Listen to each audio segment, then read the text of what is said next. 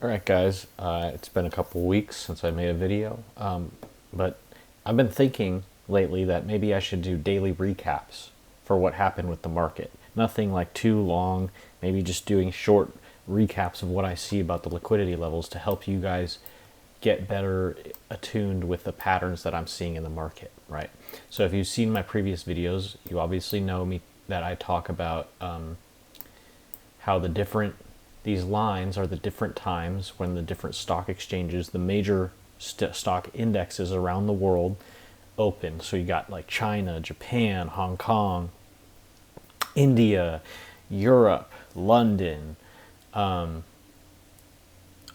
stuff like that, right? You've got 8:30 Fedwire open. Remember, T+1 comes into effect this month. It goes from T+2 to T+1.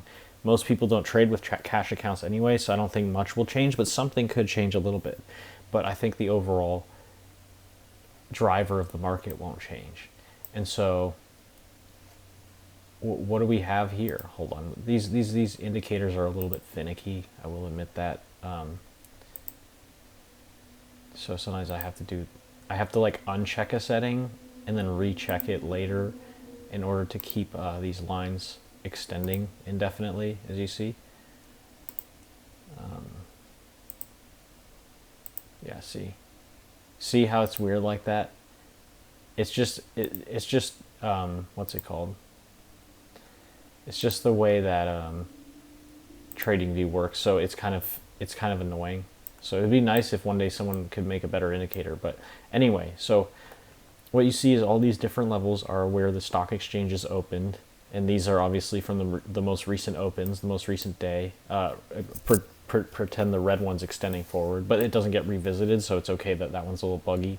But as you can see, we get like 8:30 Fedwire open, boom, false dump, right? Like institutional selling off, goes down like almost 150 points, but it's all just a dip buy, right? They drive price lower, institutions get in at a lower price. Okay, but anyway, once that's all done with, you see price can reject from the upside or to the downside from these levels. And so it'll like trade right back up into the Europe open, or is that London? I think that, yeah, let's see. Yeah, London open is the green line. Rejects down, comes down, looks like it's bouncing off this level. Boom, comes down to the lowest, to an Asian country level. Boom, it goes to the upside. It trades back down into these. Boom, it goes to the upside again. Look, trades right back down. Perfect rejection off of the blue level. Again, I don't remember exactly which country is which, but 8 o'clock, I'm guessing that's Japan. I would guess this is probably Japan. Anyway, Fedwire open. Look, that becomes a high, important level of rejection in the afternoon session, and then it buys up from there. Okay, so I mean, look, you put a line anywhere on a chart, eventually it's going to get reacted to. I do admit that, but what I have seen time and time again is that these times of day, the levels they create, definitely get reacted to more often or more strongly when they do work. Okay, so they're definitely important to look at, because I mean, come on, it can't be a coincidence that it trades right back down to the 8:30 opening price, and then it doesn't go more than 4 points below that before rejecting hugely to the upside, right? And same with here. It can't be a coincidence. The hard part is going to be framing a proper risk strategy based on these levels, because sometimes when they're close together, you couldn't put a stop on those because you'll just want to enter another contract at the next level, but sometimes you will want to. And when do you take a partial profit? I said that taking partials makes strategies a lot harder. So there's a lot of questions to be posed about how to trade it, but I'm showing you what to trade. Okay, so let me say that again. I'm showing you what to trade, but it's going to be up to you to figure out how to trade it, right? Are you shorting every time it hits a level from above? I've talked about this before. The Nasdaq tends to go up in the long run. You might not want to take short positions. However, that said, sometimes there are really good short opportunities that react to these levels, right?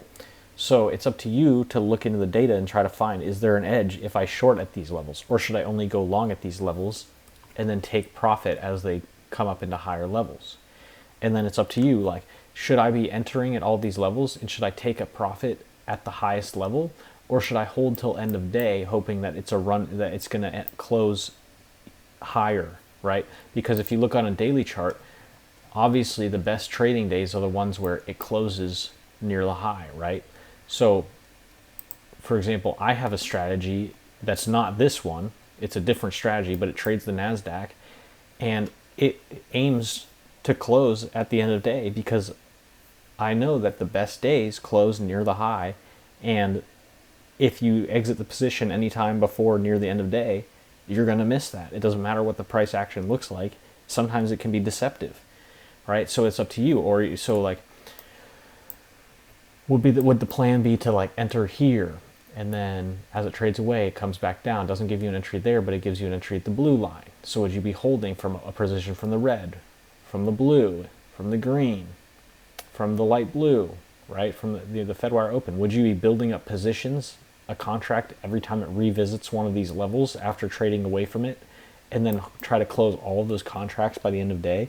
Obviously, you'd hit a big home run like that, but you're going to have probably a lot more losses too. Your losses are going to be bigger, right? If you put a stop loss like 10 points below the lowest line and enter every way it goes until it hits that stop loss, you know, and you stop out of all, like let's say it actually went against you and you're in a contract from each of these levels and you stop out at a loss.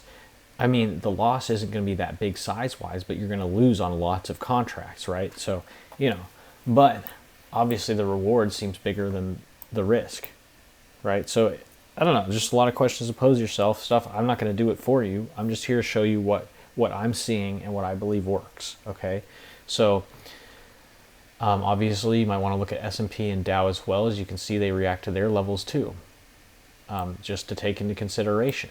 But maybe that will inundate you. But as you can see, like, again, these get buggy so they don't continue onward sometimes. But like, look, on the S&P, what did it do? It traded right down into that lowest level from the Asian session, from I think Japan, and it rips right from that liquidity. That can't be a coincidence, right? So while this one's ripping from its Japan liquidity, this one's ripping from the 830 Fedwire liquidity. But they're both happening at the same time, so obviously that leads to an explosive move, right? Is it always going to lead to an explosive move? No. But when it does, it's going to work, right? So, yeah, anyway, that's just the review for today. It's pretty simple, but if I do these daily reviews, I'm just going to talk about the levels. It's going to be the same thing over and over again, which is what trading is. You're doing the same thing when you have positive expected value, and you know in the long run that you'll make money, right? So anyway, take care, guys, and I'll see you next time.